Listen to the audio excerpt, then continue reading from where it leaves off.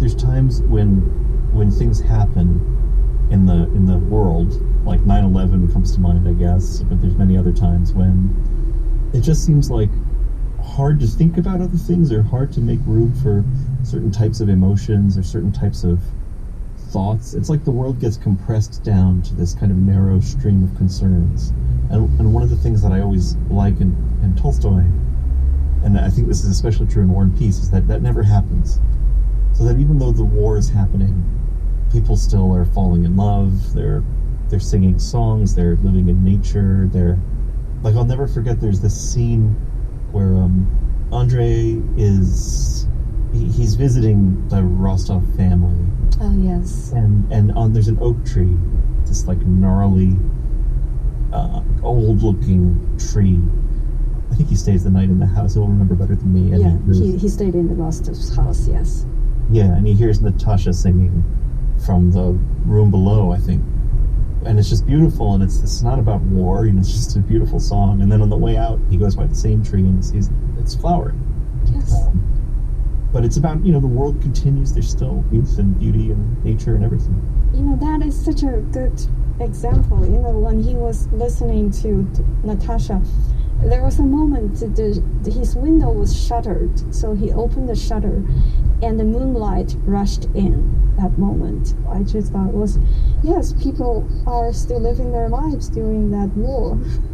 I mean, for me, and maybe for other people, this is it really feels like we're living during history, and like we're alive during this time that is the type of thing that people will read about later. Yes, I think you're right. There are a lot of resonance between the novel and what we have been through, the panic, the anxiety, and the uncertainty, of course. We have to live through this pandemic, we have to live through this history, just as we have to live through that war, we have to read through that war part of the book. So, I mean, what I have to say, like, what we're doing now, just talking about this book, it's incredibly enjoyable, and it makes me think about what role talking about art has at a time like this. You've convened this group of people who now have a time of their day set aside to communicate with one another about art and literature. In a way, I realized there's so much comfort. Like, people around the world, they all feel stuck, and if they can read slowly 12-15 pages, and they all talk about these 12-15 pages, it just offers something for people to talk about other than what's happening outside.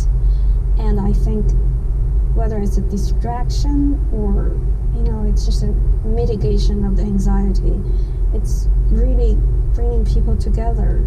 And there are people who would say, I'm so looking forward to tomorrow's pages. Absolutely. Thank you so much, Ian. This was incredibly enjoyable. I enjoyed it so much. I hope we can meet someday.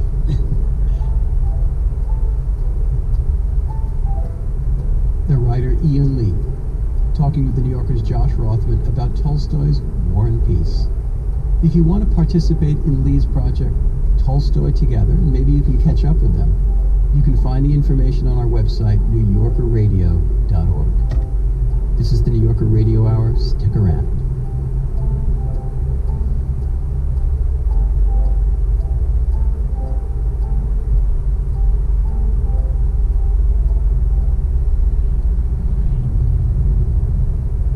The New Yorker Radio Hour is supported by Progressive Insurance, providing tools designed to help customers consider options from multiple insurers.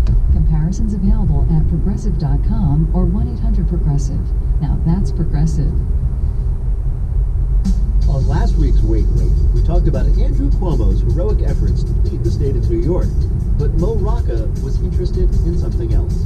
It's sweet, but can we talk about the nipple rings? I'm Peter Sagal. On our show, the answer to that question is always yes. Join us as we check in with cooking guru Samin Nasrat on this week's Wait, Don't Tell Me from NPR.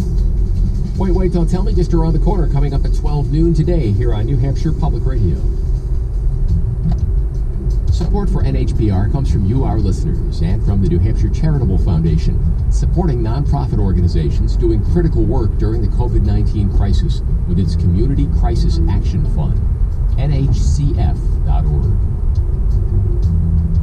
Join NHPR Monday through Thursday nights at 7 o'clock for New Hampshire Calling, a new live pop-up show dedicated to connecting Granite Staters during this uncertain time. Monday's show is all about life interrupted, weddings, graduations, vacations. Let us know what you've had to put on hold by leaving us a voice message, or you can join the conversation live Monday night at 7. The number to call is 603-513-7700. Mostly sunny on this Easter Sunday, high 56. Some scattered showers tonight, low 42. Then rain all day Monday, heavy at times, 1 to 2 inches accumulation possible. Southeasterly winds, too, at around 30 miles an hour on Monday. This is NHPR.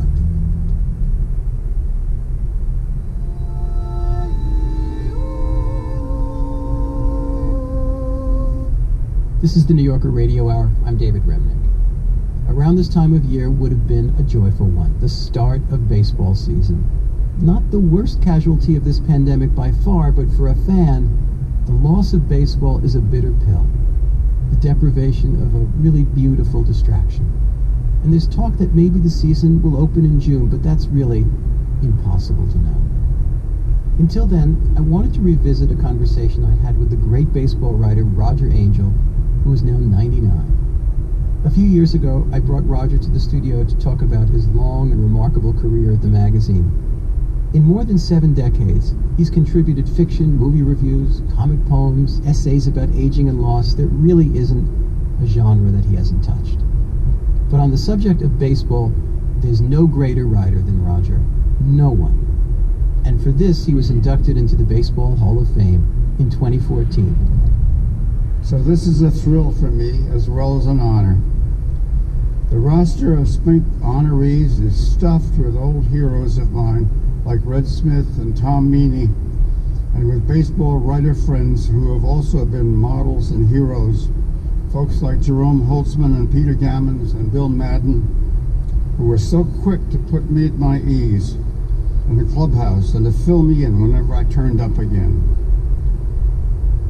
My gratitude always goes back to baseball itself, which turned out to be so familiar and so startling, so spacious and exacting, so easy looking and so heartbreakingly difficult that it filled up my notebooks in seasons in a rush.